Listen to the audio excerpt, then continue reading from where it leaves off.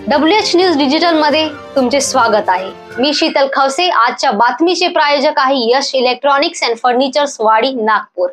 आम्ही असतो बातम्यांच्या पुढे, बातम्यांच्या मागे। बातम्या लपवत नाही, दाखवितो। मग ते राजकारण असो किंवा सामाजिक, भ्रष्टाचार असो की अन्याय अत्याचार, आम्ही निर्भयपणे बातम्यांना देतो महत्व। तुम्ही सुद्धा महत्व द्या व आमच्या चॅनलला सबस्क्राइब करा। जाहिरात देऊन आम्हाला आर्थिक मदत करा। ऐकूया आजची पत्रकार परिषद। नाही त्याचा प्रस्ताव आमच्या या संबंधानं आमची मागणी आहे, महत्वाची आमची केंद्र सरकारच्या संबंधानं की क्रीमी लेअर मधून क्रीमी लेअरचे 6 मापदंड आहेत। सरकारी नोकरीच्या संदर्भात, शेतकऱ्यांच्या संदर्भात, व्यावसायिक जे काही कार्यकर्ते आहेत त्यांच्या संदर्भात आमची मागणी आहे की शेतकरी वर्गाला या क्रीमी लेअर मापदंडातून वगळण्यात यावी, आमची मागणी आहे। सगळ्या केंद्रीय उच्च शैक्षणिक संस्था, विश्वविद्यालय याच्यामध्ये आजही असोसिएट प्रोफेसर असो, प्रोफेसर हो, या पदामध्ये ओबीसी नगण्य आहे। आमची मागणी आहे की किमान डायरेक्ट रिक्रुटमेंट मध्ये असिस्टंट प्रोफेसर मध्ये रिझर्वेशन आहे। आमची मागणी आहे जेवढे रिक्त पद आहेत ओबीसीचे ते ताबडतोब 1 वर्षामध्ये या सगळ्या संस्थांमध्ये दाखल करण्यात यावे। आणखी महत्वाची आहे, यूपीएससी मधील निवड प्रक्रियेमध्ये तुम्हाला सगळ्यांना माहिती करता सांगतो, या वर्षीमध्ये IAS आणि IPSच्या परीक्षांमध्ये, यूपीएसच्या अंतर्गत घेणाऱ्या परीक्षेमध्ये सगळ्या ओबीसी वर्गातल्या विद्यार्थ्यांना मुलाखतीमध्ये सामान्य वर्गाच्या मुलापेक्षा जवळपास 50% गुणांक कमी मिळाले। याचा परिणाम काय होतो? याचा परिणाम असा होतो की जे गुणांकाने ओबीसी विद्यार्थी आलेले आहेत ते IAS मध्ये जे रँक आहे त्यांचा, त्या रँक मध्ये ते जाऊ शकत नाही, मग त्यांना IPSच्या रँकेमध्ये जावं लागतं। म्हणून आमचं म्हणणं आहे या सगळ्या प्रक्रियेमधून, परीक्षा प्रक्रियेमध्ये मुलाखतची जी प्रक्रिया आहे ती संपुष्टात यावी। आता काही महाराष्ट्राच्या संदर्भातल्या मागण्या आहेत।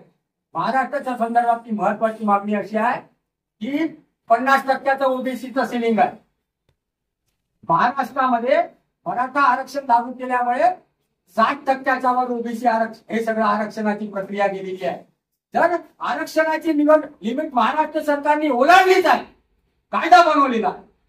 तर आमचं म्हणणं आहे की जे ओबीसीचा मंडल कमिशनने 27% ओबीसी साठी रिझर्वेशन जाहीर केलेलं आहे, ते ओबीसीचा 27%चं रिझर्वेशन महाराष्ट्रामध्ये राज्य सरकारने ताबडतोब लागू करावे आणि 19% रिझर्वेशन मध्ये वाढ करावी, याची हिंमत महाराष्ट्र सरकारने दाखवावी, असं आम्ही महाराष्ट्र सरकारला आवाहन करतो।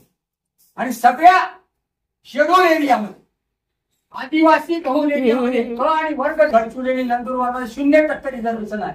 पण ईडब्ल्यूएस जे नवीन आरक्षण आले 10% आरक्षण, ते आरक्षण मात्र कायम आहे। आमची मागणी आहे या सगळ्या शेड्यूल जिल्ह्यामध्ये सुद्धा क आणि वर्ग ड च्या नियुक्त्यांच्या मध्ये सुद्धा ओबीसीना 27% आरक्षण लागू करण्यात यावं। तामिळनाडू सरकारने सगळ्या स्थानिक राज्याच्या मेडिकल कॉलेज, व्यावसायिक अभ्यासक्रमामध्ये त्यांनी नीट जेईई परीक्षा संपुष्टात आणली।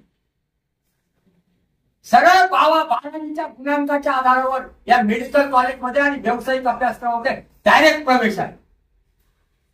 आमची मागणी अशी आहे, महाराष्ट्रात सुद्धा, महाराष्ट्रातील जे काही सरकारी कॉलेजेस आहे, खाजगी कॉलेजेस आहे, मेडिकल कॉलेज आणि व्यावसायिक अभ्यासक्रमातील कॉलेजेस आहे, या कॉलेजेस मधून नीट आणि जेईई ज्या परीक्षांची अट ती काढण्यात यावी आणि डायरेक्ट 12वी गुणांकाच्या आधारावर या सगळ्या कॉलेजेस मध्ये ओबीसी विद्यार्थ्यांना, अनुसूचित जाती आणि जमातीच्या विद्यार्थ्यांना प्रवेश देण्यात यावा, ही मागणी आहे आमची। आमची मागणी अशी आहे, महाराष्ट्रामध्ये किंवा केंद्र सरकारकडे, केंद्र सरकार ओबीसी एम्प्लॉईज, BSNLचे ओबीसी एम्प्लॉईजच्या महासंघाचे अध्यक्ष आहेत संतोष नार्सेकर, गेल्या 3 वर्षापासून लढाई देत आहे की BSNLच्या प्रक्रियेमध्ये ओबीसी एम्प्लॉईज युनियनला सुद्धा मान्यता देण्यात यावी।